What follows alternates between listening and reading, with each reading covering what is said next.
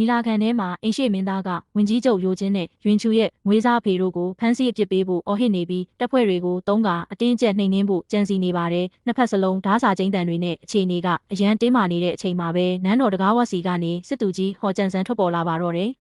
သူဟာလွန်ခဲ့တဲ့လဝက်ကလေးကသူ့ရဲ့လက်အောက်ကအထူးကျွန်ဆုံးအီလစ်မြင့်တက်ကိုလှုပ်ဝက်ရွေးချယ်ပြီးမြို့တော်စီကိုတိတ်တဆိတ်ချီတက်လာခဲ့တာပါဝင်ကြီးချုပ်ရိုချင်းရဲ့ကူညီဖုံးကွယ်ပေးမှုကြောင့်လဲနန်းတော်ရဲ့အချက်ချာကြတဲ့ဂိတ်တွေကိုတညရဲနဲ့အပိုင်စီးနိုင်ခဲ့တာဖြစ်ပါတယ်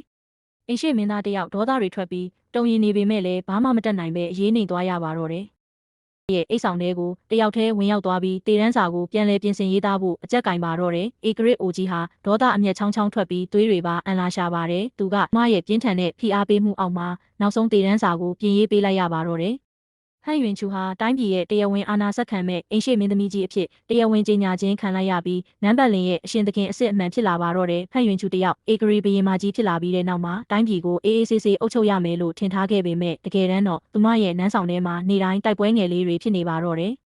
အကြောင်းကတော့ဝင်ကြီးချုပ်ရိုချင်းဟာတိုင်းပြည်ရဲ့အုပ်ချုပ်ရေးကိစ္စရပ်တွေကိုဆွေးနွေးဖို့ဆိုတဲ့အကြောင်းပြချက်နဲ့နေတိုင်းအေဂရီရဲ့စာကြည့်ဆောင်တွေကနေမထွက်ပဲပတ်သက်တွေကတ်နေလို့ပါပဲသူကနိုင်ငံရေးအလုပ်တွေကိုအဖော်လုပ်ပေးရင်အေဂရီရဲ့အနားမှာပဲအချိန်ပြည့်ရှိနေဖို့စ조사နေတာဖြစ်ပါတယ်